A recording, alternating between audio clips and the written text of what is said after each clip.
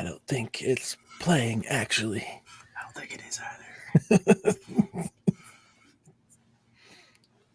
So, what's up, Nerdfritters? It's a silent opening. Mm-hmm. We're sneaking our way back in because we've been gone a while. It's a somber opening. That's what it is. Yeah, this is how we do things, though. You know, this is how we are. It's just like we're super quiet, and then I don't know where things happen, and then boom, we show up.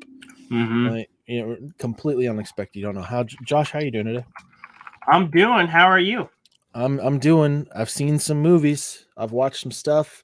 Did she say movies as in plural? Yeah. Wow. Yeah, I've watched some movies. Okay. So, obviously, the news has been absolutely crazy lately. Absolutely, it has. The fact that Celine Dion's "My Heart Will Go On" has returned to the top of the charts. That has been crazy news. Yeah, for no reason. Really. I don't know why. I can't figure out what happened. I mean, it's just yeah. I mean, I have this crushing feeling that I should know, but I don't. Yeah. So, yeah, the news has been crazy. The front of movies and shows that we would normally be watching and keeping up on hasn't been crazy active lately. So that kind of like contributed to the slowdown. And surprise, surprise, I'm getting married in like actually 1 day, a month and 1 day, and that has been dominating my life for a while now. Actually, I can only imagine. Now that we've got like everything sorted out, everything's in place. And I'm going to be there. And you're going to be there. Yeah. If I don't die tomorrow, I'm going to be there next month. Tomorrow or any other day between then, that'd be ideal. Actually, that doesn't happen. I mean, I'm only skydiving tomorrow, but you know. Okay. Shit. All right. Yeah, that's a big thing. Yeah. So, all sorts of crazy stuff. End of July and early August is going to be absolutely insane for me. But I'm going to try and continue to keep up on. I'm going to try and keep up on everything that's going on. In the meantime, I caught Spider-Man. We caught some Flash. You caught Spider-Man? Yeah, I watched Spider-Man. Did I know that? Yeah. And we talked about it. We talked about like all the audio issues that were going on and stuff too. Do we talk about it on here? Not on here. No, we haven't talked Spider-Man on the show yet. This is our first show back in a little while. So I know. That's why. Okay, so this can be more than just the Flash. This can be the battle of the multiverses. We're gonna have to rename this the title of this video. I don't know. Flash is probably more relevant. Spider-Man had been out for a little bit longer, so this is just kind of where we are. Yeah. Other than that, it's pretty light. I mean, as far as like lightning round stuff, I didn't really have anything. I mean, we haven't really heard too terrible much about the strike lately. Mm-hmm. But to be fair, it's kind of like early to find out how aggressive everything's going to be affected. Some active stuff, like some stuff that's actively filming right now, obviously like they can't deviate from their scripts at all because there's a writer's strike right now and they can't do a bunch of crazy stuff like there. So I expect here before too long, we're going to start hearing a lot in that world. But for now, nothing. I've got a movie on my list that I want to see, and it's mainly because I'm being bombarded with ads. I'm going to try and get in to see Asteroid City. Oh yeah, the new Wes Anderson. Yeah. So that one's kind of like the next one on my list right now. The director's strike is over. The Directors Guild of America. Their strike went on maybe 24 hours. I don't think it went on past that. Yeah, it didn't take very long. Then so yeah, I'm sure you heard regarding the writer's strike. I'm sure you heard that it is it would go against the rules for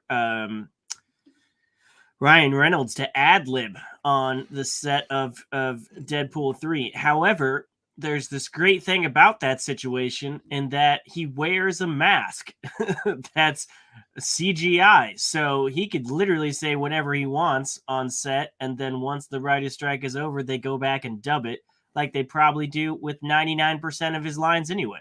Yeah. So it's not really everybody that's freaking out, oh, Deadpool 3 is going to suck because he can't ad-lib. trust me, they will do some heavy dubbing like they already do with 1 and 2, and Yeah, won't even notice. Ryan Reynolds would not allow Deadpool 3 to suck. no, not in the slightest. But yeah, we got that, and I guess I guess we can just kind of like start jumping right into Spider-Man because like I don't have too much to say at this point. Like a lot of time has gone by and the movie's not quite as fresh in my mind at this point. Um Now your experience was completely different than mine because you went and saw it in IMAX and I think you saw it again like the same day I saw it in in the IMAX same on period. Thursday night, and then I went back the next Okay. day with Maddie to see it. I so what I did was, and where's our? I'm just gonna put this down there anyway, just even if we don't start with spoilers. Sure. So near my house is a Limax, which is just they call it IMAX because they put in some speakers and they do the official IMAX mix, and it's a larger than normal screen, but it isn't your actual ratioed IMAX, and it's not like the inclined seats and everything. So Yep. you call it a Limax, but whatever. Um, it's 3 blocks from my house, so when I need to do something in a pinch, I'll go there. Otherwise, I prefer to go out to this fancy theater out near you. So I went to see it because there was a 2:30 showing, and I had the afternoon off, and I'm like, hell yeah, let's do it. And it was absolutely stupendous. And I told Maddie, did you want to see it? She's like, yeah. So we went to the nicer theater the next day, and you had told me, well, you hadn't seen it yet, but our friend Alan, friend of the show, Alan, had seen it, and there was audio issues, and I was like, huh. And so we go to the theater, and I'm like, why is it so quiet? Like I could literally hear people 3 rows over on the other side of the theater grabbing Mm-hmm. popcorn, and I was like, why is it so quiet? And then on certain introductions of characters, it was like an echoey sound, and then this movie this movie is blink and you'll miss 10 jokes for the entire film. Yeah, big time. And if you can't hear, you're going to miss 10 more jokes because there's just something. So I went out and I said, hey, there's something going on with this mix. And he turned it up and it was slightly better, but the echoey thing was still there and it was still mixed weird. And then you said it. And then a week later, they announced, oh, for some reason on non-IMAX screens there was a mix issue, so they re-released the mix. Yeah, Um, that was almost verbatim my experience as far as the theater that I went into because we got in and the trailer volume was completely fine. Like, yeah, and so didn't have anything to get. And then the movie started off sort of quiet, and I was wondering if it was like intentional, like, but like as the music went on, like you couldn't hear Gwen at all in the which was beginning of the movie. annoying It me was, because I loved the yeah, beginning. It was yeah, great. The beginning was great. it was insanely out of mix, and it was super strange. And as the movie went on, I was just like, okay, so like after like the first 5 minutes, I was like, there's no way this is intentional. Something's messed up. So I went and I talked to him, and the kid working in the theater, like I wanted to bite his head off, but like I knew he had nothing to do with this. But he said, yeah, it's messed up. We don't know what to do. We don't know what to do about it. We're talking to like somebody. Like I can't remember exactly what he said at this point. It's been a couple weeks. But yeah, they basically said that they were aware of it and there wasn't anything that they could do. And I was like, "Can you turn it up?" And like, and he's like, "No." And I'm like, "Well," so like I tried going back in to sit in and actually like enjoy the movie, but man, like just trying to catch dialogue, like there were so many moments where there's like the dialogue it's Yeah, just and then there's moving right people in the along. background saying jokes while the people in the foreground are talking, and yeah, Yeah, like and I don't think unfortunately, Maddie caught half the jokes that were in there yeah, because there's so much going on. yeah. So I need to go and see it again. Um, I'll go but with you. I'll go with you and see it again somewhere if you want oh, to go do that. absolutely. Like I am on call this week, so I don't know when that would actually be, Would be this weekend. Yeah. but yeah, if it's still in theaters by next weekend, I'd be down to go. Well, it's doing bonkers. I It would could not be be surprised if it sticks around for a good long time because I yeah. can see I saw the numbers. It's doing great. So It could be number one again this weekend. It's they're saying it's either going to be Elemental or this, and Elemental's been struggling. So Yeah, I Yeah, don't. when you have some free time, let me know. We'll call ahead because technically that remix was released the 2 days before you went and saw it. So Right. your theater just must not have seen the drop or whatnot. So we'll have Yeah, to I don't call know. ahead and be like, "Hey, do you got the new release?" Yeah, we went to Village Point, so we saw it. We saw Which it at is a Marcus fine Theaters, theater. and It's a fine theater. yeah, they like normally. Like again, I saw it in the news. Like as soon as I got done talking to you, like I looked up the stories, and Yeah, it was like a global thing. yeah. Like this was happening everywhere. So it wasn't that crazy out of pocket. And that made me feel a lot better after I got done. I was like, okay, I'm just gonna have to go and see it again. Listen, Like a ton of people had this same experience. So it also speaks though to how good the movie is because even with global audio problems, it's still done bonkers yeah, at the it didn't box and it office. didn't create some sort of crazy scandal. Everybody was just like, okay, you're sorry. Like, and I Abs- mean, for the most part, if you walked in there and you were like, hey, like so the one thing that didn't click into my mind is that theater has subtitle Yeah, machines. Like this little thing fits into the cup holder. right. It's a little screen sits Oh, there. right. I should have grabbed one of those. Like I absolutely should have grabbed one of those. I don't know how well they do. Like I haven't used one before, but I've seen other Yeah, people use them. But interesting. yeah, I have that seen would have those. been Yeah, like if I run into this ever again, I'm just gonna be like, okay, here, give me a yeah. subtitle thing and call it good. Well, Um, hey, if Christopher Nolan can do it, then so can Phil Lord and friends right. with the audio issues, and apparently it's not stopping them.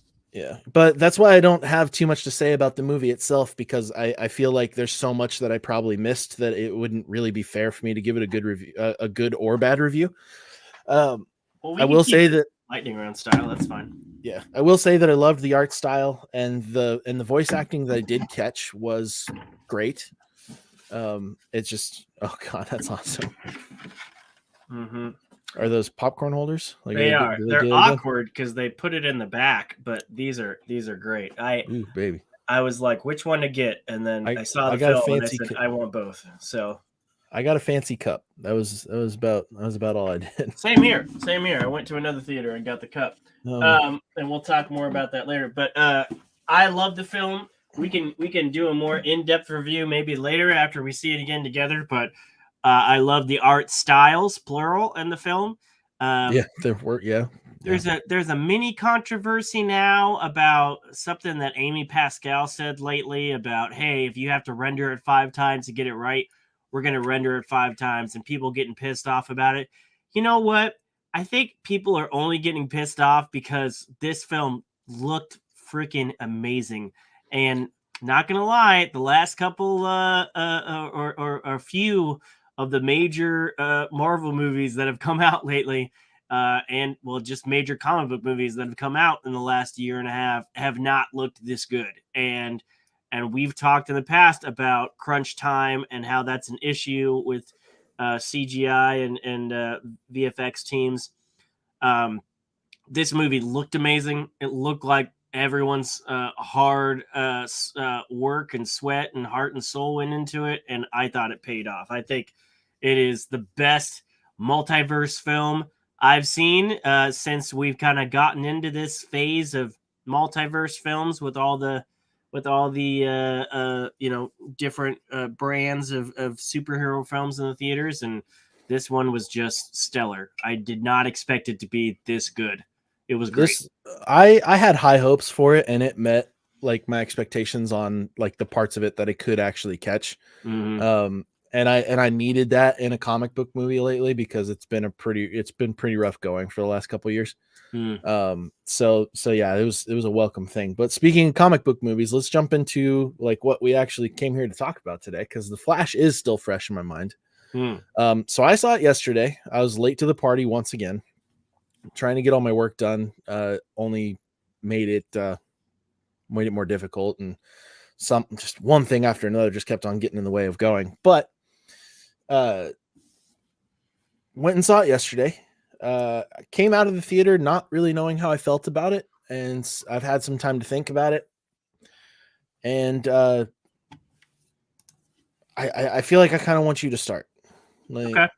I kind of want to find out what I vibe with and I kind of went go from there. I went to this movie with two people that are not huge into superhero films. I went with Maddie.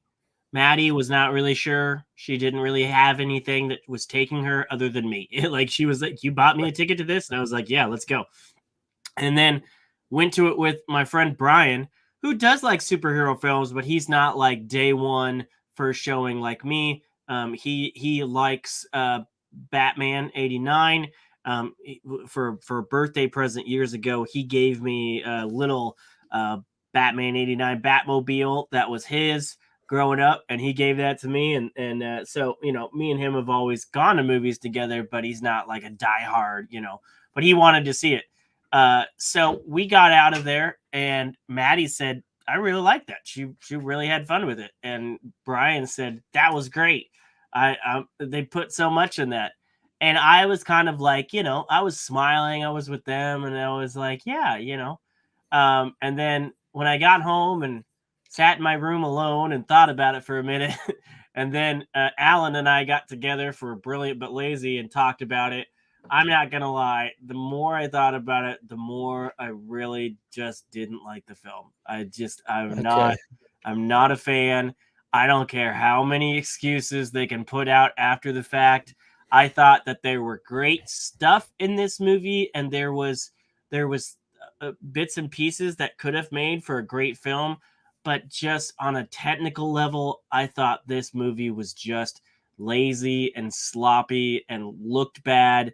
And I mean, if Google is to be believed, this film was $30 million less than Avatar 2, and I don't get how that's possible. I just do not get it. Probably just paying the legal team to I bail mean, Ezra Miller out of problems all the fucking time. maybe, but there are highlights, and I will speak to those highlights. But man, there are some lows to this film, and I just couldn't Yeah. get over the lows. I couldn't get over them. So the elephant in the room has been like the controversy around Ezra Miller remaining as the lead actor, regardless of the actions that he's been out there. Like the cancel him mob was unsuccessful in getting him out of this movie, and this movie happened It was too regardless. late. They had Yeah, already it filmed was the way film. too Yeah. too late. But yeah, the controversy aside, I was just like, I personally I did not want to like base my opinion of whether on what I thought of a movie based off of like the actor's personal life. Because there's way more people that work on a movie that are dependent on like the movie doing well uh, for their jobs to remain intact than just like the fucking lead actor. Like I don't care about that. Um, the the actions of his, as appalling as they were, and like I don't support them at all. I did not feel like going to this movie was supporting him in any way, shape, or form. Personally, I feel like my intention was specific. It was completely just on the side of like of like the other cast and crew who were a part of this movie, who very clearly put in a lot of work. Like it's clear that a lot of effort went into this, but once again, we've kind of run into something where the editing floor seemed to be like the struggle here. The movie's kind of a mess. Yeah. There's a lot of stuff like you said, there's a lot of stuff in this movie, but I feel like a lot of it as the movie continued to go on, especially in the first half of the movie, a lot of it felt like it needed to get cut out. Um, I was kind of vibing with the beginning. I know a lot of people said it was dragging on. I think that's because everybody wanted to get to the Keaton part, and I didn't expect the Keaton part to so be in the beginning. I was, I I yeah, I didn't feel it drag as much. I do know that they did tons of reshoots, and they did shoots that weren't used for this, and then they changed the ending several times. And I know that there was a lot of behind the scenes and refilming stuff that went on with this. But yeah, well, uh, and apparently there's a 4 hour cut, which doesn't of course surprise there is. me. Of course there is. With all the stuff they I filmed. I didn't feel like the first half of the movie dragged. I felt the first half of the movie had a lot of stuff that wasn't necessary. Hmm. And like almost like they were trying to bloat like the length of the movie or something like that to get again once again we're running into these more of these 2.5 hour films, and it's like I don't know that it would have been necessary. Yeah. Because they built up they built up an awful lot for a bunch of stuff that ultimately had no consequences on, like no real consequences. And then I feel like they kind of threw it away at the end. But with the movie not continuing into anything, it's kind of like, well, whatever. Like they're not continuing down this path. From what we've heard, Ezra Miller's not playing this character again. That we know of. That we know of, to be fair, that we know But of. And like there was there was there. Go ahead. I didn't mean to interrupt. Go ahead. there was so much in there that like editing wise that I felt like they could have cut. And there was a lot of stuff in there editing wise that kind of pulled me out of the movie unexpectedly. Especially like one particular scene, like, well, the very beginning scene, just I couldn't get on board with it. And then there was another scene kind of towards the finale end, so it was part of the third act, that I felt it was a music choice that really fucked with me really bad. And then like the ultimate finale of the movie like felt kind of thrown away when the end of the movie ended up showing up. And to have me sit through a 2.5 hour movie to have like all of the decisions be completely inconsequential to like even the end of the movie, not even like the continuation of a franchise, but like even to the end of the movie, I'm just like, okay, well, I feel like we're just kind of fucking around now.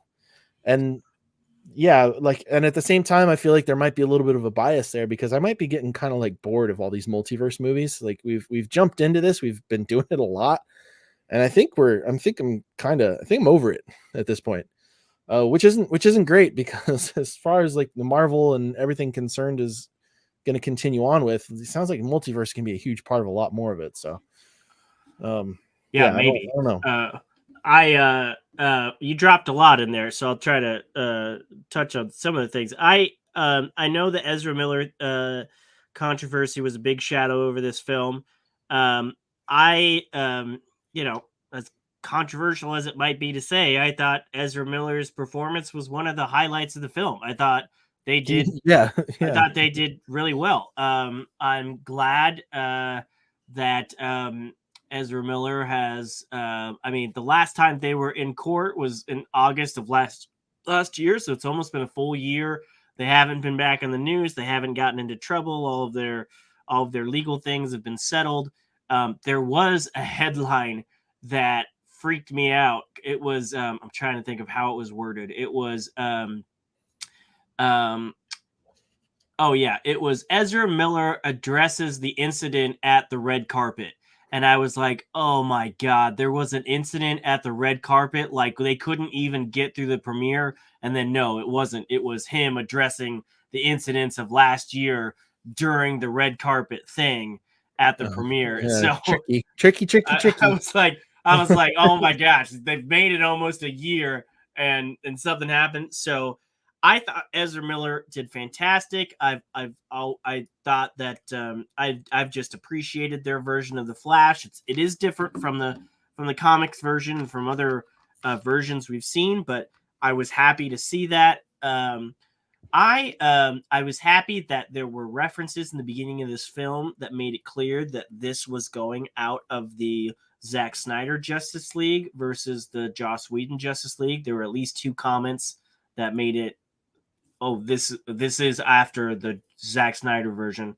But I don't know if it was the director or James Gunn or somebody, but for the last year, I remember somebody saying this is going to wrap up the Snyderverse. This is going to be the unofficial end to the Snyderverse. And even though it wasn't directed by Zack Snyder, it was going to wrap that up. And I believe the original order had this as the final film, and Blue Beetle and Aquaman 2 were actually supposed to release before this. And there's this whole thing where they filmed different endings for this film. They filmed different endings for Aquaman. And those endings had Ben Affleck. Those endings had Henry Cavill. They had different people as Batman. Michael Keaton did a whole ending when this was when Batgirl was supposed to release.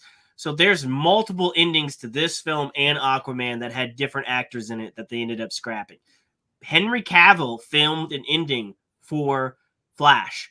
back when they announced he was coming back to the DCU, and then Mhm. the changeover happened, and that got scrapped. So there's a lot of, I can only imagine the editing nightmares when all those things and those changes were happening back and forth, and who's going to release their film first, and how does this. But I was disappointed when I saw this film, and there's no this isn't a spoiler. There's no wrap up to the Snyderverse. This film is not an ending. Is not a final send off or anything like that. It's something that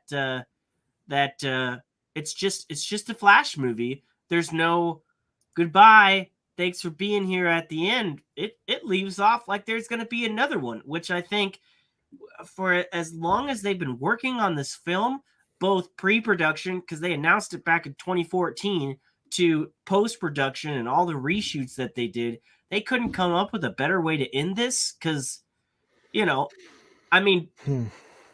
Ezra Miller controversy aside, I think the most reason, but this other than people joshing on it, I think the most reason this isn't doing very well is because everybody knows it's not going anywhere.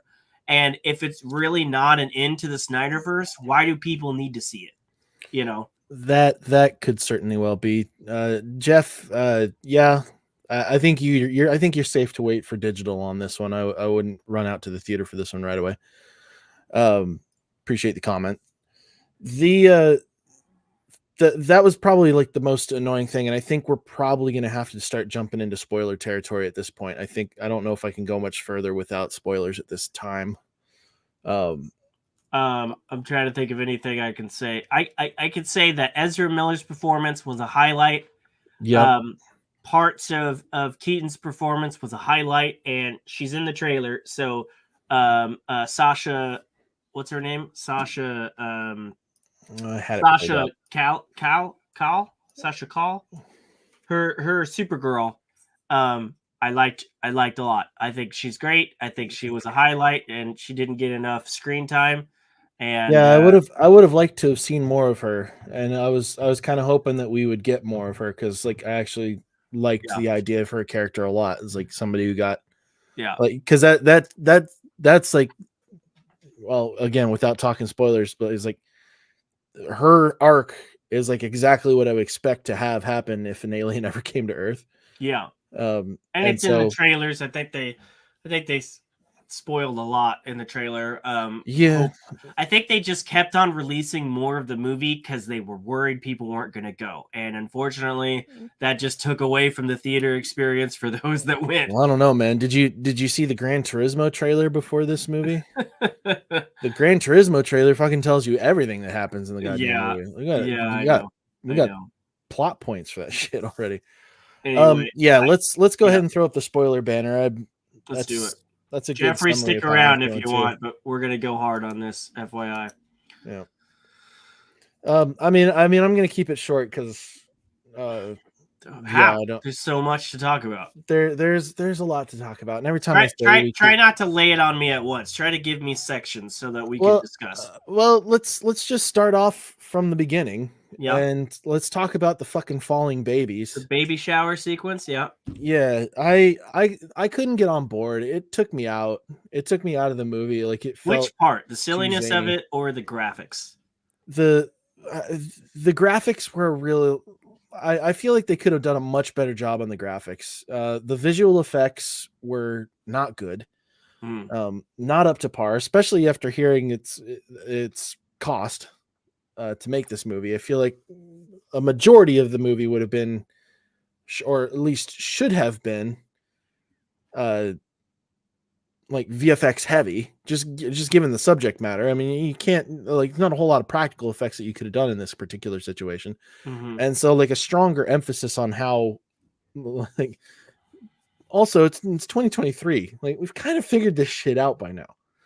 uh like we've seen it done well, and we've seen it done well like a lot.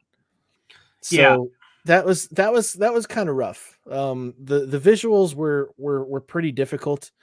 I mean, it wasn't the Mummy Returns Dwayne Johnson Scorpion thing bad, but I think some people have argued that it was. I've seen some But memes but on it Twitter. but like the only reason I bring that up is because it felt kind of like that, you know, like the facial expressions and all that stuff were like weird. Um, like it just wasn't good. I And I also felt like his like the entire scene itself was just like overly ridiculous for what was going on. It was a Like lot. it felt like a James Gunn thing. Like right off the bat, I was just like, "Oh shit, James Gunn really put his hand in here." But Because I feel like that James felt like Gunn would the have made it look better. Like he I would feel have like he made it would have work. look yeah, he would have made it look better, but like the scene itself, I was like, James Gunn wrote this. Like immediately as soon as I saw it, I was like, this is ridiculous. They put a baby in the microwave. Yeah. Like And yet this was made more than a year before James Gunn yeah, was involved. yeah, So, but it was so fitting for like his kind of comedy. I was just like, all right. yeah. But it took me out of the movie like right away. And at It first I was like, okay, here we go. But it wiped me. I liked the junior Justice League type thing where he was basically Yeah. cleaning up Batman's mess. Some people said Batman doesn't look good in the light. He does it when he's standing still. I liked his costume. I liked his costume when he was in motion. When he was standing still, he still looked fat and dumb. And I'm sorry, that's just how it is. When he's moving, when he's on the bike, when he's in action, he looked great. Although sometimes he looked like a rubbery thing bouncing off of cars. But Yeah. I It liked was tough. this. He's chasing the bad guys, and Alfred is telling Flash where to go, and uh, the Flash, for some reason, like when he's standing still, he looks okay in his suit, but when he's moving around and he's talking, he looks just like a face on like a fake rubbery body. I don't. Yeah, It looks dude, bad. It looks he really looks like bad. he looks like the Flash version of Stretch Armstrong, and it's just like Yes, it I looks. don't. I thought like there were people posting pictures of that on Twitter in the weeks leading up to it, and they were taking screen grabs from the trailer, and I'm like, yeah, I'm sure if you pause at the right moment, it looks bad. No, it always looks bad. So he goes running up to do the babies, and I'm going to tell you, the director has specifically talked about this and other VFX in the movie, and his response is it's on purpose. His response for this scene was we didn't his response for this scene was we didn't want the babies looking too real in fear that people thought we would actually put them in danger. Nobody Are thought you you were going to retarded? actually put these babies in danger, Oh but my they god, looked so bad. Like that's such a bullshit answer. Like the guy literally just does not have like a correct. proper excuse, and so he's just reaching into his ass and pulling whatever he can out. This Like, looked there's no way he actually believes that. what I thought immediately was God. the test footage for Deadpool. Like it was fun to watch, but it was clearly like low rendering, low CGI, like not layered or anything. You know, it was very, very basic. And then Right. he does the whole saving thing, and the camera goes around Flash's back, and it goes from rubbery fake CGI baby to real baby. And it was like a horror film. I was like, oh, that's right. This is the director of It, because that was scary. That transition was creepy. It was very creepy. And people are trying to focus on how dare they put a baby in the microwave. Those babies were they were more scary than the environment they were in by how bad they looked. It just didn't work for me. Really And didn't. and the whole scene around like the Starbucks guy like taking forever to do his food and all that stuff was like just like the jokes weren't landing right off the start, and I was like, oh fuck, here we go. Like what am I getting into? And Yeah. this is after seeing like stories about the movie flopping and stuff like that. I'm like, fuck, what did I get into? Mhm. This is gonna be a And long then two and a Wonder half Woman hours. shows up out of nowhere, I'm and so sick of hearing her fucking oh, music. do they have to I'm like I so get it. sick of hearing her music. Is Oh that my under fucking contract god. that she like literally she has to say her line and then pause for the Hans Zimmer music? I get it. It's cool music. But do you have to do it every time? It's just dumb at this point. And then Yeah. they do the lasso joke again, like we haven't seen that a billion times. And then she can fly now. She just flies off. Yeah, Um, that was interesting. yeah, Uh, it's just even I even heard somebody in the theater when that happened, like, can she do that? Like, I mean, she can in the comics. We didn't get to that Yeah, point in the yeah, but like movies. at no point in the She movies did can we ever now. express that. So it was like fucking what? So So that's how yeah, the movie starts, and I'm the like, Justice God, hopefully it gets better. yeah, the Justice League stuff wasn't a great opening, but I can understand why they did it. They're like, hey, we need to like we're gonna try and create some continuity here. It's like Mm-hmm. fine. Mm-hmm. Um, the love interest poking that they tried doing didn't work for me at all. I felt like she wasn't in the movie long enough for it to matter. Yep. And they could have left it out entirely with Ivy. Yep. Um, so that was kind of But rough. but I liked the talk that he had with Bruce though. Like like that was an interesting piece. It's like, hey, uh, like you set the scene for like what we were gonna see in the movie. It's just like, hey, yeah. this is a part of you. This has to happen. Mm-hmm. Like this is what defines who you are, or this is how you became who you are. Mm-hmm. Not necessarily heavy on like how like all the butterfly effect shit and all that stuff. Like it wasn't wildly like that. It was more like, hey, you don't need to change anything. This is who you are. This is like, and who you are is okay, essentially. Jeffrey's having a good time with us. Yeah. And so that was a good conversation. And then the parts of Ezra's acting that broke me is when he went into his rant where he's just talking out loud. It doesn't matter who is in the conversation or anything like that. He's not referring to them at all. And this happened with Ivy, I think is what her name is. I can't remember. Yeah. Um, and he's like explaining to her like what he's going to do as if she knows everything that he's talking about. And it's just like, dude, this is weird. Well, it was Like, one of those, they start thinking about things, and yeah, that whole scene yeah, sure. was I weird. feel like he could have been having that conversation with Bruce though. And like they Sure. could have like it Well, just Bruce didn't. was the one that was talking him out of it because as Flash was like, "Hey, I could not only save my parents, I could save your parents," Yeah, and but they could have steered the conversation in a way to where he comes to these revelations and sure, like get some sort of strong condemnation or sure, something like that. Like it just felt again, it was part of the movie where I felt like they bloated it sure, unnecessarily. sure. Well, and then we get like a completely different effect for his time traveling and bad CGI yet again for his time traveling. I will say at first I liked it because so we got the he kind of explained it because Bruce was like when he was trying to explain what happened, Bruce was like, "Oh, this is what you did in Russia." The Russia effect was cool when he was bringing things back by a couple seconds and stuff was I building love back that up around scene him. That in was great. Snyder Cut. The So Snyder Cut scene of that is beautiful. yeah, so I was excited to see how he does this with time. And when he first breaks into the blue, I was like, "Ooh, this is neat. I like this." But then yeah, it goes into that Coliseum thing. And Yeah, again, that's the part I was talking about. This is weird. this is the director saying it was supposed to look like that. And he for some reason he said Barry's perspective of time when he goes back in time makes people look like watery renditions of themselves. And apparently, according to him, this isn't just CGI. They filmed a bunch of stuff and then filtered it to look like this. And if that's true, then that's where all the money went. You literally paid to make it look bad because it looks people were literally comparing some of those scenes to Scorpion King because it looked that bad. I mean, Yeah. it looked bad, really bad.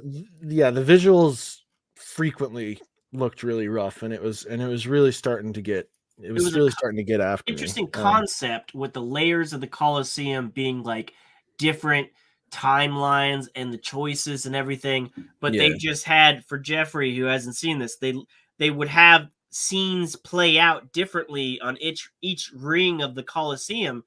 But instead of just having the actors do it, they were weird, bland, rubbery CGI versions of the characters Mhm. doing it. And it's like, and if the director is claiming this is a choice, I can't see how that's a choice because it looked like unrendered, not finished VFX work. Every time they did it, it did not grow on me. It looked bad.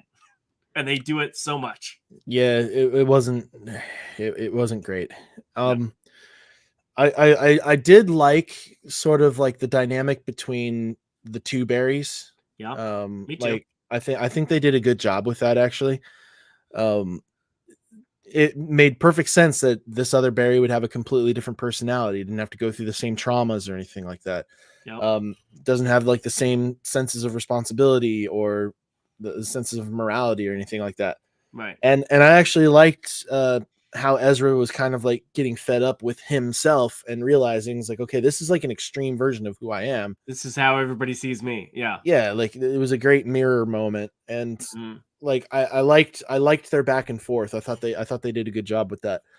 Um, Although it kind of got confusing it once yeah. Barry Prime gave younger Barry his suit, and then it was just and then it was like, wait, okay, which one has the longer hair? And it kind of got a little murky. Yeah, it didn't lose me at all. I do want to give a shout out to the dorm room scene where they're talking about Eric Stoltz playing Marty McFly Oh, that whole in thing. Back to the There was Future. Like that scene was yeah. great. I thought that was really funny the way they were playing that out. Although there was Um, they referenced Top Gun, and they said Kevin Bacon, I think, was in Top Gun instead of Tom yeah, Cruise, and they yeah. refer to it as like a gay pilot show. And Tom Cruise sent praises for this film, and I don't believe that joke was in whatever version he saw. Oh no, it probably did because he got a lot of shit about that for the first movie. Like that was always the joke. Like Yeah, but he's never thought that was funny. I don't think he's ever recognized the I funniness of don't those think jokes. Tom Cruise is going to publicly say anything negative at any point because he wants to look like this shining golden god all the time. Yeah, yeah. Um, but no, I thought it was It was well a put fun scene. together. I can't remember some of the other movies that they were talking about, but Yeah, yeah, I think Footloose was another one that they brought up, and I can't remember the actor they said played that or something like that. yeah. But yeah, no, it was like they kind of like merged into having good comedy after a short period. Hmm. Well, it felt like a lot longer, but yeah, it was doing good. And then I loved the scene where he's talking about like because that would have been a good question to answer was what were the other Justice League superheroes doing while Zod was taking over initially? Right. And they answered this for Flash. I was like, this is great. Like that's a great moment. And like and he didn't have his powers for very long. It was like a couple days or something like that Days, yeah. for his unit for his universe. And he had a Um little, duct tape type style yeah, suit. and he was only able to save like one kid. He Yeah, that was a barely brutal were able to moment. work that out. Like that was aggressive and like, hey man, like this was we're going through essentially the moments that were making him Yeah, and he's having to like crash course this yeah. other Barry into it. Like that was great. Like that was really well put together. Hmm. Um and then when they decided okay, they finally run into Keaton at that point. Um Barry has lost his power Yeah, Barry by has this lost his point. power, which I actually found kind of boring. I didn't think that part was really necessary. I think they could have done without that, but some of the comedy that it led to was Well, was it was was part of the good. original Flashpoint. Yeah, yeah, This it whole was two it Barry was thing wasn't, but him losing his power was part of the yeah, I original read I read Flashpoint. that it was comic accurate and that was a thing, but like I don't know, it just wasn't as like it didn't keep add anything to the entertainment for me. Sure, It didn't sure. take a huge amount away, but I don't know, like after a while it's just like okay, we know he's going to get him back. Like so I was just kind of waiting for that moment. Yeah. Um but yeah, we finally get to Keaton, and yeah, I didn't really have any complaints in that part of the department. I Um, not like nothing major anyway. I I yeah, I mean I liked it at first. Like the way they introduced this is first of all, they do make it clear that this is not necessarily the 89 Batman older. There it is a different it's the same actor, but there Yeah. are little things that they show to say that it's not the same person. I did like his intro. He's become this kind of older man who's kind of let himself go, and Alfred's not Well, there not anymore. really, but he Well, kind of not let his hair. he He let his kind of hair gave go. up on personal grooming, but He's become a recluse. Yeah, he's not yeah, become out of shape or anything, but he's yeah, he's become a still quite the recluse fighter. without somebody to keep him, dressed properly and everything. And um, but he accepts the multiverse like that. He even reteaches Barry, who knows about the multiverse already, a better way to understand the multiverse. So that was Yeah. kind of, it was a little jarring for me, because it was at that point that I realized, okay, this isn't the same, because the Batman 89 Keaton would not have just been like, oh yeah, multiverse. Well, it's this and this. Like, it's simple, you know. Well, and I wanted to know like how he understood it more, Yeah, like instead of him just being like a smart person, because like that is always like an exhausting part. I think we've talked about this before, is like when a character is just ungodly smart yeah. about Where like they just everything, like, accept things and way too quickly. Yeah. they're able to like be the exposition machine without really justifying how they know any of this stuff. Like that's super irritating. Yeah. And like But the that I can definitely see was like a little annoying, but at the same time somebody had to make that expositional moment for us. his scenes also reminded me that a lot of this movie was filmed in the beginnings of COVID time, because it's rare for him to actually be standing next to somebody in a Yeah. scene in this movie. Like And when they had the Barry scene where he's sitting at the computer and he's watching them remotely, I was just like, oh, okay.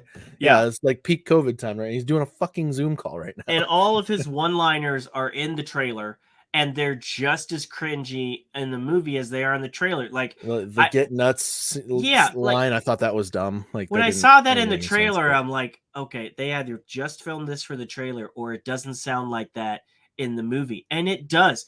Two separate times in the movie, he's standing on the same platform giving a one liner. Two separate times. And I'm like, how many other one liners did they film on that platform and then just decide when to throw them in the film? We I did get, like the "this is gonna hurt" line though, because like sure. wasn't even directing that at them. It was like, this is gonna suck. I'm Yeah. not gonna enjoy this fight. We get a flash of the Batmobile, never seen in action. Apparently, that was reserved for the Batgirl movie that will never be. But Fucking no loss there. Like I saw, yeah.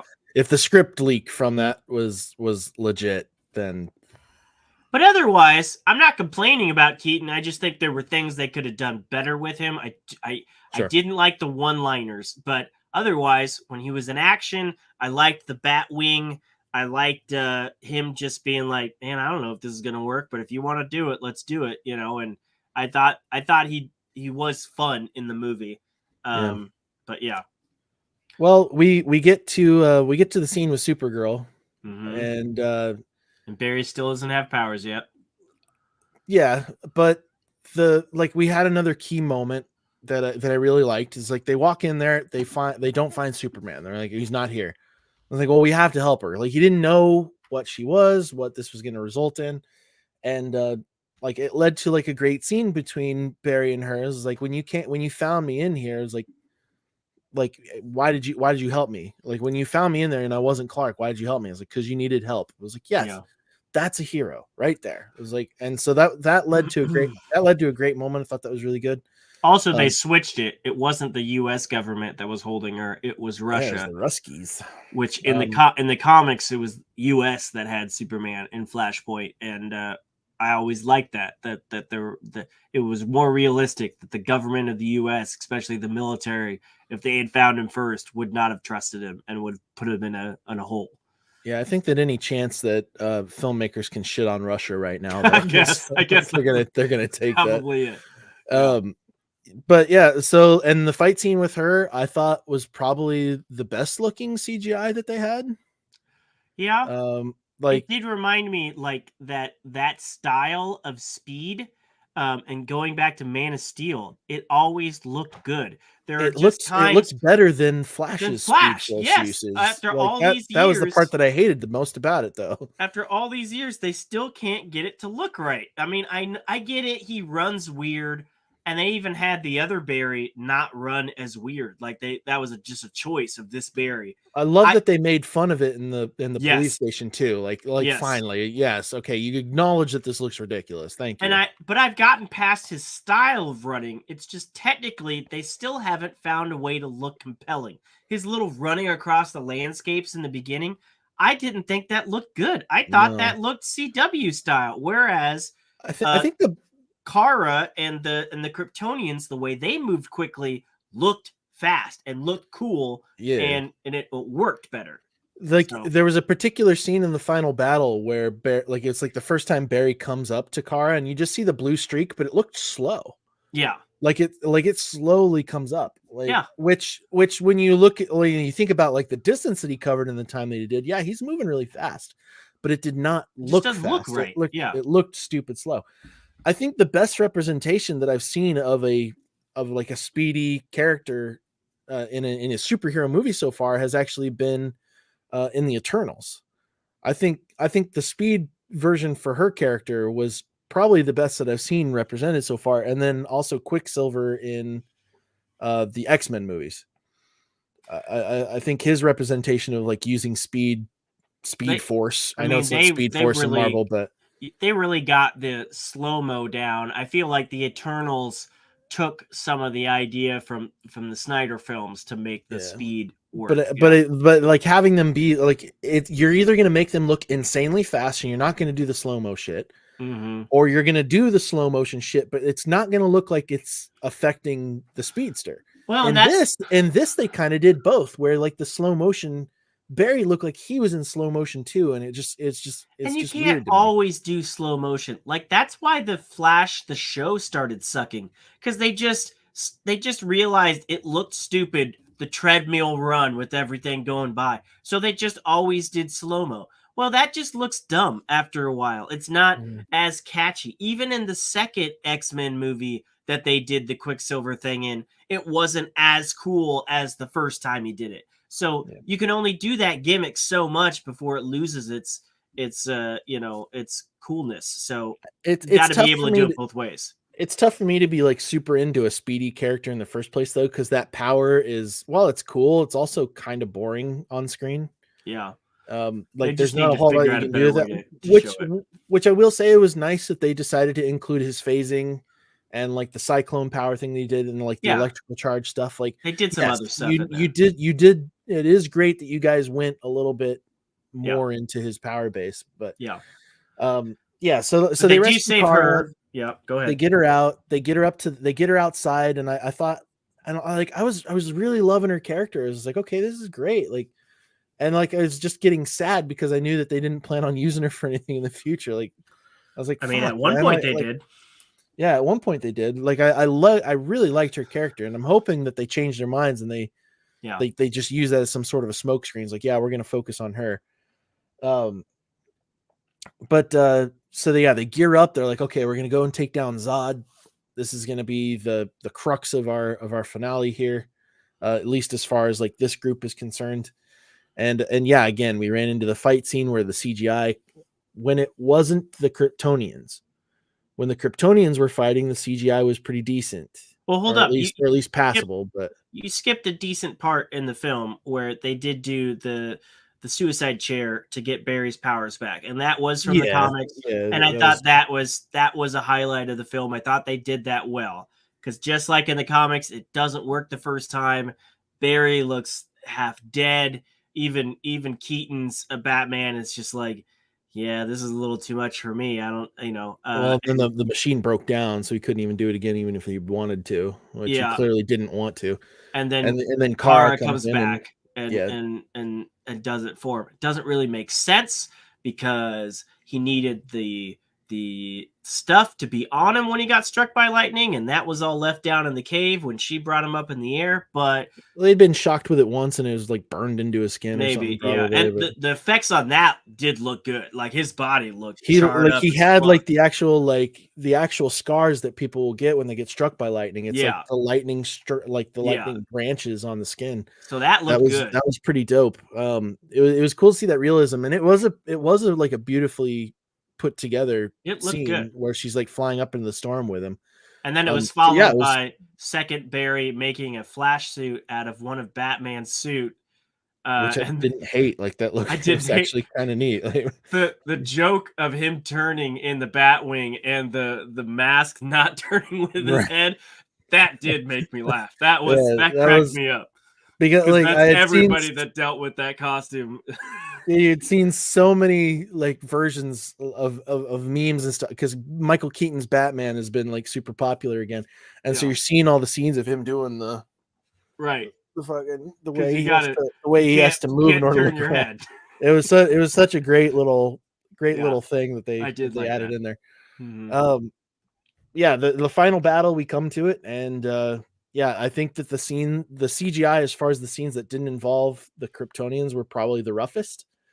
Um, we had some cool stuff in there, though. I want I'll to. give them that. They brought Michael Shannon back for this, and I want to. Specifically because he had Snyder's blessing. Yeah, Like but he said he that talked to Zack Snyder about it beforehand, said that he wouldn't do it if he didn't have Zack's blessing, which I thought was great. sure, but he Um, said that he didn't really care for this for the experience. He did not have a good time doing it. well, he also talked about how much shorter it was for him. Like he really wasn't in. Like honestly, they probably didn't need him for any parts where he wasn't speaking. I want to know if he was Um, ever even in costume because it really just looked like green screen face in a CGI thing. Like every time, I doubt that he was ever in an actual costume yeah, because like it did not look real at any it point. didn't. Like the Um, armor would go away, and then you'd see like a flickering version of his mhm. face, and then you saw that chick that was with him. I wouldn't be surprised if they just totally rendered her the Carvette. I don't know which one I can't what her remember. name Yeah, was. one of them three. She didn't look real. I'd be surprised if she was actually in this film. But those They effects didn't did even not put look a good. face on the they didn't even put a face on the brute guy. On the brute Like, they were guy, just no, like, they fuck it, kept just give him him a helmet. right. Um yeah, it was yeah, it was interesting. But if you had an issue with those special effects, there was about to be an onslaught of cameos that was Just just on top of horrid. each other. That was Horrid. just bad, so Um bad. I was so irritated that they spent so much of it focusing on versions of Superman. I was like, why the fuck I is this did not important? get that. That we had Like so all of a sudden the Flash Coliseum was was colliding with other like with other universes Colosseums. or something like that. Like, yeah. There was another Flash one, which made sense. He's the Flash. His Flash Coliseum was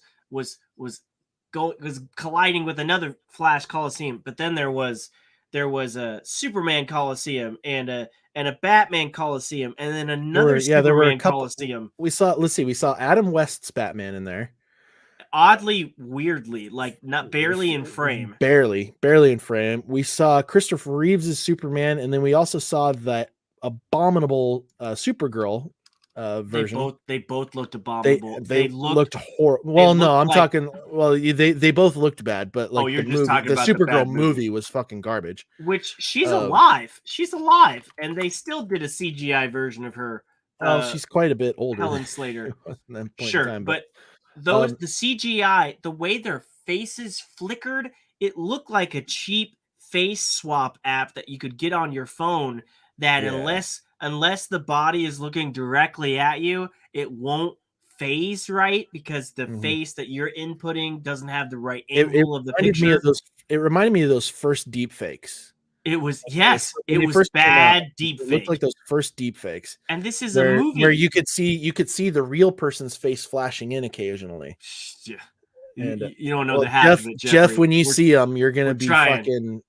So, Ugh. so he's got a Coliseum. You do see Adam We West, and saw you're Nick like, Cage's Superman was in yes. there, which never got made. Like literally only ever had like And costume he gets test the footage of him. longest cameo. He gets a Yeah, whole fight sequence with the spider from Kevin Smith's and Tim Burton's idea of Superman Lives, which is always a cool movie to think about in concept, but they never made it. no, And he's CGI as well. Yet apparently the director said they brought in Nicolas Cage and filmed him in the suit. But didn't he look like it looks like worked a out very well. PS2 rendering of Yes, Nicolas Cage from 20 years ago. It's it was so bad. bad. So bad. I don't get it. I liked the World War version of Barry. Like that was cool. Like when I saw that, I was like, okay, they're gonna go through all the different bunches of Flash. I was like, hey, cool, let's see that. Yeah, Because that except the makes CW sense. Flash. We're not going to mention the CW Flash, even though Ezra was in the CW Flash at one point. They should have brought him in there. Like it doesn't make I, sense that they didn't bring I, him in. yeah, Like it's fucking it stupid. was like a middle finger to the show, which I'm not defending the show. I don't care for it post season 1, but yeah, they were like, we're going to talk about every other version, but not you. Yeah. It was weird. It And was then so like weird. it was the versions of the heroes that they chose to include versus not include just didn't make any sense. I think it was disrespectful as fuck to have Christopher Reeves in that. Not only did Dude, it look shitty, I was so not happy when they did that. Like, I, cause I will give you a just comparison. Man of Steel came out in 2013. Man of Steel came out. There is a half second, maybe a frame and a half of of Henry his version of Cavill. Superman, Yes, but you never see his face. He's no, you do. He's fighting. He's Did you? fighting the laser, and the laser's just like coming down on him in that like ocean, and you see his All face right. changes to Christopher Reeves. It's very brief, but everybody at the time was like, "That was beautiful. That was respectful. It was a nice nod." Here you have a full CGI face drop. What you said, deep fake version of him. He looks so bad, and they just hold on him and they just let you bask in how ugly it is. And I just thought, I'm sure they got somebody's approval, but I felt it was disrespectful. I thought it was just dumb. I don't know I why it was was waiting. there. I was I waiting don't. to see Dean Cain at that point too. It was just like, Yeah, oh, you guys are just gonna fuck it all up, aren't you? Like, yeah. fucking just do it. Uh, Just just do it. it was. I don't get why it was there. I don't get it. I do not get it. It Then doesn't. It doesn't make sense that they had different versions of Batman and different versions of Superman and like one different version of Flash. yeah, they Uh, focus so much more on the other ones and not the yeah. person who's doing all this, which is the Heroes- Flash. It's like you're making Flashpoint. Make it about Flash. Yeah, and then Like, there's instead of doing don't try and jerk yourselves off with all these cameos from these other things in here because like it didn't make any sense. It didn't add anything to it. so they don't have a reverse Flash, but they do have this monster that's chasing the Flash every time he Right. goes into these coliseums. And I called it from the beginning. It turns out to be an older version of Barry 2 who just has all Yeah, this stuff that's growing off of him, it was so predictable and right it off that looked so point. This is the way bad. they were going to go. It did And not look great. It sounded cool. it Like sounded cool. it Yeah. sounded cool, and like what he was trying to do. I appreciated what they did with his motive. Yeah. Barry Because too yeah, just who would wouldn't? not accept that he couldn't fix things. Like Yeah, basically everybody kept dying. Michael Keaton's Batman died repeatedly. Kara died repeatedly, and they tried to go back and fix it. It didn't work. Tried to go back and fix it. It didn't work. Barry proper accepts that they can't fix it. Barry too is like, no, we got to keep on doing this, even if I do it for years on end, and it won't change. hmm and then like an ultimate sacrifice at the end uh, when he finally realizes it's like, oh yeah, I can't do this because he sees the creature that he's about to become, Yeah, and so he sacrifices himself, not knowing that that was gonna like fix anything or anything like that. yeah. Um, but that led into, and I know we're skipping over a bunch for anybody who's watched the movie at this point, but I'm not gonna break it down seam by seam, But but this could have been the moment that wrapped up the Snyderverse, and that's why I got excited when I heard they were bringing yeah, back Zod, because that's how the Snyderverse launched. And I know half and half people, some people like Man of Steel, like me, some people don't like it. But the concept of bringing that event, the event that started the DCU, and then putting it in this film as something that ends the DCU, I liked that. But by the end of this, it's like, oh no, we just threw that in there to throw it in there. It's not really consequential to the end of the yeah, film or the end of the that series. was upsetting. Yeah. Um, and then they throw away Supergirl, and I was like, fuck, I really wish we had kept her. That would have been great. Mm-hmm. I think her character was probably the one that I was the most interested in out of everybody that got brought into this. And does Barry learn his lesson after all of this? Does he No, learn no, they he throw it shouldn't go away, back and like, change things? which pissed me off so much because like, so he gets into the grocery store. He's like, okay, I need to fix this. Gets into the grocery store, has a beautiful scene, It was an absolutely heart-wrenching. It was beautiful, so good. devastatingly emotional scene with his mother, who is described in the movie as literally the nicest person in the world. And she sees this stranger crying in the grocery store and just wants to offer help, Yes. just wants to make him This feel better. beautiful It's like, scene. and he's breaking down while this is happening, knowing that he's about to kill her, and that's like that. And he did such a good job of It was a portraying that. great scene. Like, it was such a good scene. I was tearing up. I was Yeah. emotional. I was like, The oh, music fuck, was man, there. that's The great. performance The was music there. was great. And then he puts it away. And I will admit, for a second, I thought they were going to do some joke because, like, somebody in the store is going to be like, hey, you have to pay for those tomatoes. Yeah. Because he just pockets the damn things. Yeah. I was like, how are we going to exit this really sad moment? And I'm going to pull the rug out from under this whole scene and just do it again. And for a second, like, I was thinking back to the footage that he thought, and I was like, oh, like, it wasn't his father that he saw in the grocery store. It was actually the past version of him that was actually caught on camera. For a second, that's what I thought they were doing. And then it cuts to showing his face, and I'm like, oh, fuck, he did something. Like, and they threw it all away. I'm like, fuck, what are you doing? Like you just went through 2.5 hours of showcasing how this was a fucking terrible thing to do, and then you threw it all away at the end. So to clue Jeffrey in, a quick recap. The whole thing is his dad is coming up for parole. They have found footage. His appeal is being processed. Appeal, not for parole. Bruce helps him find some like garbled footage of the camera at the found grocery footage store. of his dad at the grocery store because his dad had been sent out to get tomatoes. And then when he came back home, the dad found the mom in the kitchen with a knife in her stomach. And Barry comes down and finds this. So Barry is introducing this footage in this appeal saying, see, you can see my dad at the grocery store, but he never looks up. So you can only see the top of his head. So at the end of the film, Barry switches the tomatoes to the top shelf so that his dad has to look up at the camera to grab the thing. Here's a specific color can that he had to get. Yes. Like, here's the thing. That doesn't prove that he didn't kill the mom. They still don't know who killed him. And that doesn't mean that the dad couldn't have grabbed those tomatoes, come home, stab mom in the stomach, and then that's still how Barry finds him. Because it wasn't a huge amount of time between when he gets home and she dies. Footage or not, no prosecutor would be like, oh, well, that proves he's innocent. You know, that didn't make sense at all. They still don't say who killed the mom. But which was an absolute crime. That was probably, and I was waiting for you to bring that up because that was the thing that pissed me off the most, is that in the entire thing of this movie, not only do they not address who actually kills her, like he doesn't even fucking talk about finding out who did it. No, it's just about getting his dad out. Like, and the moment when the big villain is revealed, and it's been like the Flash, it's been Barry 2 this whole fucking time. Yeah. Like, at no point do they connect those dots or anything. Like, that's a huge part of Barry. Maybe Barry's that was going to be the plot of the third film, is who actually did it. Oh, it's Reverse Flash or something like that. Who knows? But then but he doesn't learn his lesson, and he still changes the past, and lo and behold, screws up something again. And then we realize that he screwed things up again because fucking, like, he gets out of the courtroom. He has another awkward moment with Ivy, which wasn't necessary at all. Like, it didn't need to happen. Like, it could have fucking skipped it completely. Yeah. And then Bruce shows up in the same car that we see him leave in an earlier scene.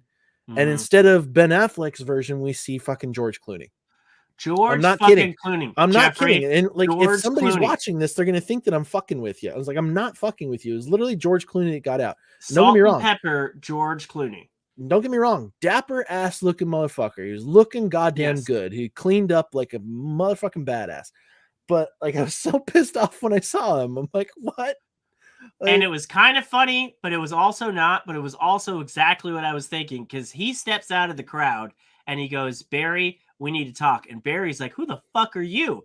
And it was a good comic moment. But and then he says, you're Batman? And he goes, would you shut the fuck up, or whatever he says, and then takes him aside. And then that's the end of the film. So and they're done. Was that the plan? So before James Gunn came in, was that one of the plans to have George Clooney? Well, no, actually, that choice was made after James Gunn came in, because again, they had filmed a scene. They had filmed a bunch of different endings. Ben Affleck and Henry Cavill. They had filmed a scene where Michael Keaton and Supergirl show up at the end, and then they filmed this. So I don't know what that means. I don't know if we're going to see a George Clooney Batman in the Aquaman movie for some reason, or if that was just a fun thing to put at this film because they're not going to make any more. Michael Keaton and Batgirl show, and you said Batgirl. Did you say Batgirl or did you say Supergirl? No, they filmed the scene with Michael Keaton and Supergirl showing up at the Okay, end. that would have been even worse almost, Sure, because then you're just because it like, wouldn't make okay, sense. so absolutely nothing mattered then. Like there were Yeah, no consequences. yeah. So yeah, it was a good move that they decided not to do that. But the fact that they filmed it at all is fucking like, all right, pull your It fucking heads just, in. I was expecting Um, a mid-credit scene, like kind of like the mid-credit Deadpool scene where Deadpool keeps on going back and changing things. I was expecting something like that, where they fixed the George Clooney thing and then it was like different versions of Batman. We didn't I get any of that. We got a throwaway in-credit scene with drunk ass Jason Aquaman Momoa. sleeping in a puddle and It Barry takes saying, and now Batman looks different. Like apparently Aquaman's the only thing that's not phased. So he's still the same. and he takes a ring off of him for some reason, which I was just like, what is Yeah, happening? Like and we he didn't see goes to any. sleep in a puddle, and then that's the end. It's not like a teaser for the next film. It was dumb. Like it It's was a a dumb end scene. huge throwaway scene, and it I was one of did those like, oh, you stayed around, fuck you for staying around. I did lose my mind when Tamira Morrison showed up on the other end of the phone call when he's trying to get a hold of Aquaman. That was a And funny scene. he's just Yeah, a normal dude, normal wife, nothing like crazy or anything didn't like that. have any Nicole Kidman moment. Yeah. Yeah, I thought that was hilarious. It was, like, anytime I see Tamira Morrison, I'm like, But that's so great. there's fun parts in this, and There's there's a storyline that's decent. Like it, I never went into Flash thinking this was going to be the magnum opus of the DC universe, but I didn't expect to be this sloppy or this lazy or this just yeah, haphazardly put together. It just felt unbalanced as fuck. It felt unfinished, and the a 4 hour cut, I can only imagine it sounded like Taika Waititi's 4 hour cut of Thor 4. Like, not to think that there would be man, don't more even go there. story, just more craziness. Don't even fucking bring that shit up. But the fact that this film possibly cost $220 million and Avatar 2 cost $250 million, $30 million was the difference between the near realism perfection of Avatar 2 and this monstrosity. What the Yeah, fuck? yeah. No wonder DC and Warner Brothers were losing money, because apparently they don't know how to spend it. It's bad. It's really bad. The I'm not gonna be able to find this. Fuck it. Never mind. Yeah, there was an excellent story in here somewhere. And it got lost amongst a lot of cheap fan service. Cheap. The Um, cheapest. the cheapest of fan service, and a lot of, and again, a bloated, like a lot of bloated movie stuff that they didn't really need to add in there. Mm-hmm. Um, and I I think that I think they could have cut a lot of this stuff out and they could have repositioned some stuff. I I still don't know how I would even fix this. That's how messy this movie was. Normally, like there's a point in our show where I can be like, okay, how would I fix this? I don't have a solution for this one off, like because it right went off yet. so far off the rails. I feel Yeah, like somebody, and this is what I wanted to mention earlier when you said you came out of the theater with the fancy Spider-Man cup. Every superhero movie I've gone to in the last decade has had a fancy cup or a fancy little said merchandise, popcorn thing. nothing for this movie. Nothing for Flash. Nothing. And and I get that that's just a small thing, but I would not be surprised if someone just said, we have drained too much money into this movie. We're pulling the money from the post-production. We're Yeah. pulling the money from trying to fix this sloppy mess. You find a way to put it out and it's done. We're not going to try to make it make sense. We're not going to try to wrap up the Snyderverse like maybe they could have. They had an opportunity to do a cool bookend thing and then do this natural, movie version of the Flashpoint that entered into the James Gunn DC universe that we're about to get. Instead, this was the most missed opportunity I can ever imagine, and it was sloppy as fuck. And James Gunn was singing its praises for Yeah, the that whole just, the whole time, and it's like, you know what, dude, I don't trust you to make a I good movie know now. he's fucked himself. That makes Like, that makes him look like a company man, and it makes yeah, him look yeah, untrustworthy. like, Who's gonna take him seriously now when he says anything about his future slate if he bent over backwards to praise this film? Yeah, it's tough. It's not Well, bombing because people aren't going. It's bombing because the people that went saw how bad it was, and then yeah, nobody else wanted to roll the dice. yeah, That's why and it's bombing horribly. yeah. It's What was doing it? It was worse like than Black 20. It was Adam. like 20 million in its first weekend or something like that. Like, it It's was bad. I It want to was see where it's at aggressively now. bad. Flash box office. It's doing worse than Black Adam. I can say that. That movie was straight dog shit. There was not a redeeming factor about that movie. Yeah, Like, yeah. It's got 172,000 172 million worldwide. Uh, it's got 72 domestic. Whereas I'm just gonna it was for comparison's sake. 18% down from Black Adam after 3 days, and 13% down from Black Adam after 7 days, and a projection of 20% down after 10 days compared to Black Adam, Whereas with a final domestic likely of 115 to 120 million. Whereas an animated Spider-Man film with a black Latino lead, and I'm just saying it because a lot of people are not seeing Spider-Man Across the Spider-Verse for that specific reason. That film has been out for half the time and has already made $506 million worldwide. It's doing bonkers good in the theater. I'm so proud of that film, but the Flash that it shouldn't have even been in the competition. The Flash should have been past this point already. And The opening domestic box office collection of The Flash was 55 million.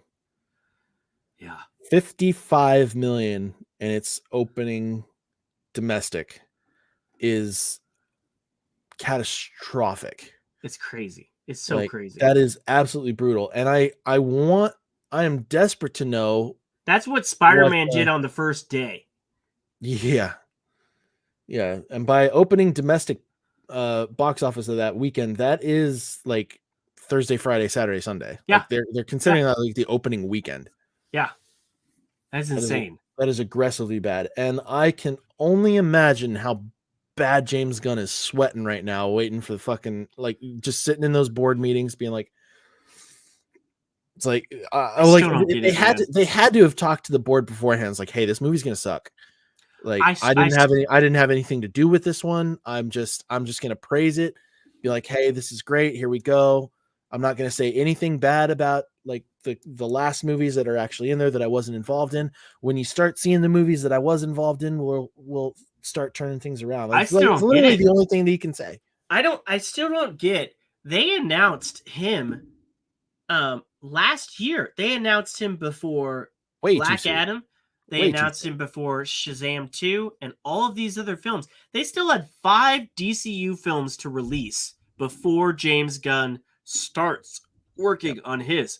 Mm-hmm. Why wouldn't they just say, "Hey, we've got something in the works. We're not going to tell you till we've gotten these films out." Because now half the people that aren't in the know are going to be like, "Is this what James Gunn is bringing us?" And I'm sure James Gunn is like, why am I here in the worst time? Why didn't you bring me on afterwards? Yeah. I mean, I don't know. And he's talking about it. He's their spokesperson now when this isn't technically his stuff. It was a bad move to bring him It, on that early. it is highly likely that Spider-Man will take the number spot again this weekend. Yeah. Like, Yeah. it is projected that it will. It is projected right now that it'll be number one again. Yeah, it's gonna Um, fight Elementals for it, and Elementals isn't doing that great either. Elementals is bombing right now. Can you imagine? Elementals is making less money than the Flash is right now. So the Um, Spider-Man animated film came out, a sequel to a movie that did not do well. The first movie did not do that great in the box office, but it got a lot of fanfare later. And so the sequel to that film did great. Then a Disney property came out with The Little Mermaid. The Flash came out. Elementals came out. And now Spider-Man's set to be number one again after those releases. That's insane. That's insane. like right now, domestic opening for Elemental was 29.6 million. I haven't seen it, but I heard it was not good. Domestic grosses right now are currently sitting at 47 million with an international 15 million. So all around 62 million for Elemental. Because that's a Pixar film, right? Yeah. Is Yeah. Pixar under Disney? Well, so this says distributor Walt Disney Studio Motion Pictures. I thought Yeah. it was a Pixar film.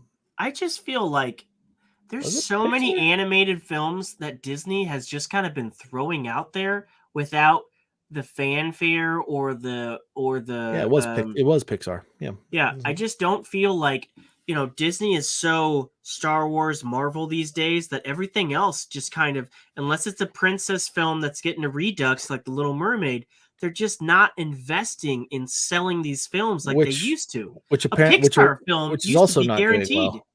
A Pixar film used to be guaranteed to get the masses out there, guaranteed to make you smile and cry and bring out the family. Now it's just the luck of the draw for if people actually see it. It's kind of sad how much like you would think Disney would like give it as much attention as its other fanfare, but it's just not. I'm getting to a point where like these overly corporatized movies um are so tired that like it's probably going to lead to their death. Yeah. Like this or like a death in their current form, you know? So I feel like some of these franchises, and it breaks my heart to say this, but I feel like Star Wars is going to be included in this. I feel like Star Wars, Marvel, um,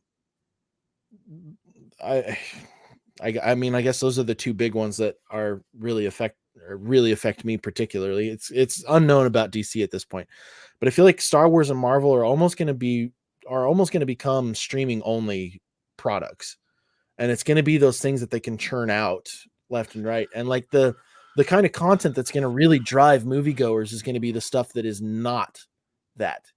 Like it's going to be the stuff like the most recent one that I can think of, it was a total sleeper. Like it should have performed in the box office way better than it did because it was an excellent movie. Not attached to any franchises of like the major regime right now was the Dungeons and Dragons movie.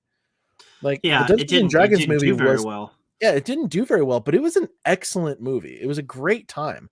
Well, I Like don't it wasn't connected to this major universe. Like it wasn't trying to pretend to be anything that it wasn't. It was like, hey, this is going to be a zany, dumb fantasy comedy.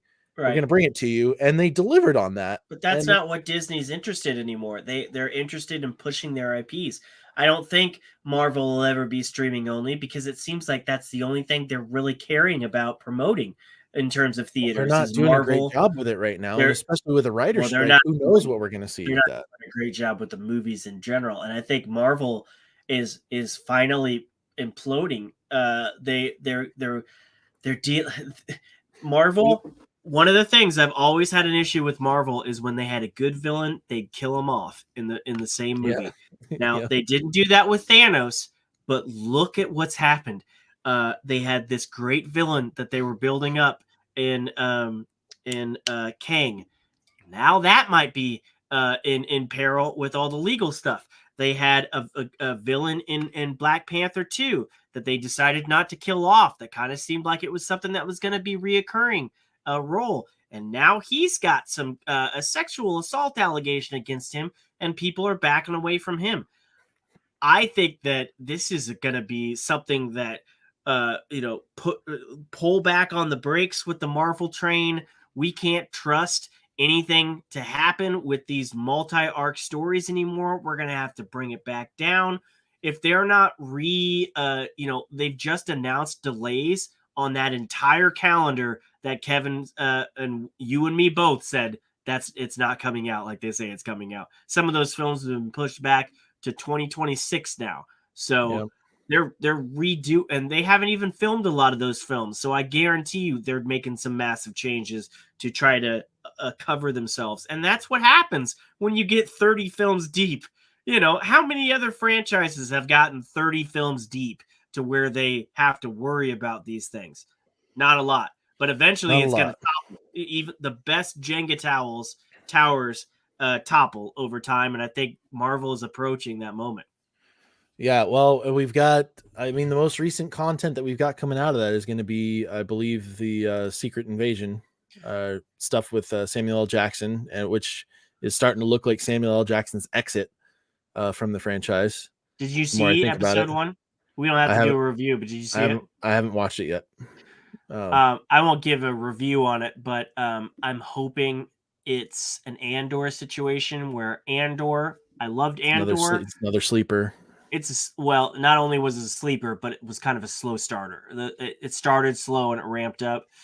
I wasn't very impressed by the first episode of Secret Invasion. It just didn't feel that great. Hopefully, it's I'm a not slow terribly start to the surprised. story. I'm not terribly surprised, Also, honestly. did you see the That's sad. controversy around it? No, We've been talking about the VFX thing. They used an AI thing to make the opening credits, and the internet blew the fuck up about it, about the opening credit sequence being AI. yeah, I've been trying to stay off to I've been trying to stay away from anything about it because I haven't seen it. So like I won't I haven't spoil it for you. I won't even mention it. um I just as hope it. I think it's intriguing. I just hope it's a slow start. well, we've got some other stuff on the docket coming up here that we'll be watching. So Ahsoka is going to be out soon. And Mhm. so we'll be catching Ahsoka, which is being described as like season 5 of Rebels, or the next season of Rebels. There's a Which is ton not, of big movies coming out. yeah, which is not necessarily a bad thing. No. We got an announcement that there is going to be another set of Disney ran Star Wars movies around Daisy Ridley, restarting the Jedi Order, which was not exciting to me, but I do Mhm. feel like Daisy Ridley deserves a shot at her character being used for something that's like fully intentional and cohesive. Give her a better Um, writer, and it might be good. Yeah. yeah, well, yeah, give him a better writer, and I feel like she's gonna run away with it really well. We got a new Star Um, Wars game coming out. yeah, we got another Star Wars game coming out, which Outlaws looks good, but I don't know too terrible much about it yet. And Ubisoft has been kind of hit or miss on some of their shit for a while now. It looks interesting. It I does look wouldn't say it interesting, looks but good yet. it looks interesting, but it looks kind of similar to what we've already gotten with Fallen Order and Survivor. Yeah. So I'm not sure if a repeat of that is going to be worthwhile, especially if they're just trying to cram a female led thing down our throat. Oh, I Which don't mind that it's a female led thing. I just don't. I don't mind it It either. just I don't mind it either at all. But feels like a space western that they at the last minute decided, oh, it's going to be a Star Wars space western. Like it just didn't feel yeah, like the main characters were like as inspiring as a Cal Kestis character. So I could be wrong about that. It could be this amazing story that's like Andor that doesn't have to feature a Jedi in the beginning, as the main character. I think it's time for us to have more Star Wars content that doesn't involve Jedi. That it Yeah, tends to perform very well. so it could be good, but I And just then we've wasn't also impressed by the trailer. and then otherwise we've got the Mandalorian. Like the only news that we got out of that, I guess we're doing the lightning round here at the end here. We had Pedro Pascal come out saying that he fully supports Bo-Katan taking over the Mandalorian, and I'm like, well, if that was what your guys' intention was the entire time, I'd be on board too. But like, you guys didn't sell it like that at Yeah, all. we already drove that into the ground. I don't So, want to talk the Mandalorian anymore so until like something changes. yeah, so they're getting, so like there's gonna, like they're dropping hints that that's just gonna be the case now, Yeah. and so I Why guess we're gonna come to expect would that, think and I'm that? sure we're gonna see more about it in when Ahsoka comes out. What I do like about Ahsoka is I'm seeing a lot more of these. I watch a lot of people do reactions on YouTube, and I'm seeing a lot more of these people do reactions of Rebels that I don't think they ever planned to ever watch Rebels. I think a lot of people wrote off Rebels, me included, and then after I finished Clone Wars, I decided to watch Rebels, and now seeing those characters in the teaser for Ahsoka, I'm glad that I watched Rebels. So Yeah, you got to give Dave Filoni credit. He made these animated things that I think a lot of people are just like, cool, animated, not something I have to watch. And now they're straight up canon and they're yeah, almost I have to required watch watching. them. Yeah, so that's kind of cool. Good on Dave Filoni for I mean, that's just him securing his spot in the mythos of Star Yeah. Wars. I'm on board. Like I'm on board to see him start fully taking over, because the Mandalorian hasn't been his project necessarily. It's been Correct. him and why can't Jon I? Favreau. John Favreau. It's like Yeah. But the in terms of non-Disney related, we've got a ton of movies coming out. We're going back to the old Oppenheimer. days where a new movie comes out and sometimes two movies come out on the same weekend. It's kind of crazy. It's been so long since before COVID days where you'd have a big movie and a counter programming movie come out on the same weekend, and you wouldn't have, a movie get 4 weeks of nothing else, and that's the only movie in the theater, and it either will make bonkers money or it won't make money at all. Now Yeah. you have Oppenheimer, and there's this crazy I, wa- thing. I want to see Oppenheimer. Oppenheimer. I want to see it so bad, but it's literally coming out during the weekend of my wedding. Well, yeah, So, I thought so that's what you meant by priorities at the end of July. right, Like, that's what I was talking about. but the crazy thing is now you're getting this thing of, there was a story I read where Oppenheimer, Barbie, and Dead Reckoning were all in this massive battle for premium screens. Like, Christopher Nolan had secured all the IMAXs and the premium screens for Oppenheimer, and Barbie was pissed off about that. But then Tom Cruise Yeah, was because I desperately definitely need to trying to see. steal some of those for Dead Reckoning Part One. I So definitely need to see Barbie in IMAX. Fucking get over yourselves. Fucking get yeah, over but yourselves. Oh my the god. fight for premium screens, like, more and more theaters are showing these Dolby Atmos screens and everything, and they're not really taking care of their lower level screens. So these studios are like, well, we don't just want our movie playing on the shitty projector, we'd like it on the nice screen, even if it's not the IMAX screen. So that's coming back into play because more and more movies are releasing now. So we're kind of getting back into that flow of things post COVID, and it's interesting to see Hollywood kind of crash on itself as it tries to remember how to Yeah. do that. So Well, I mean, we can only look forward and hope that it's like they're not doing Comic-Con. That's yeah, Disney and yeah, Marvel's not they doing didn't. Comic Con this year. It's crazy. Yeah, I think you mentioned something like that a while back. Oh, they just announced it for sure that I thought I Marvel could wasn't have swore coming. you said could have swore you said something about them not doing Comic-Con. That might have been somebody else though. Yeah, Um, yeah. Oh no, it was me talking about E3 and how a bunch of vendors aren't doing E3 this year. that's right. Um, yeah, we can only look forward to future projects and Mhm. hope for the best. Until that time, stay tuned here. We will be doing those reviews on the shows that we want to actually Mhm. watch. But we'll also do reviews on stuff that you want us to watch if it's actually intriguing to us. So hit us up in those comments. Let us know what you I'll guys watch want to see. anything, man. I'll Let watch us know anything. what you want us to watch. We'll dive into it. Maybe if we don't dive into it, Josh probably will, because he's way better at that stuff than I am. That's if Uh, I don't die doing skydiving tomorrow. So wish me yeah, luck, please, I'm please. keeping my fingers crossed for you, bro. Like I'm really hoping that doesn't go bad. Yep, me too. But yeah, until that time, hit subscribe, hit follow, whatever you got to do to make sure that you don't miss future episodes of this. If you liked this, hit the like button. If you dislike this, hit the dislike button. Be honest, we can take it. Mhm. And don't forget to follow us on those socials so you can hit us up and be a part of the conversation. You can find us at Nerf Herders Assemble on everything or at Nerf Herders Crew on Twitter. That's it. Appreciate you. Have a good time.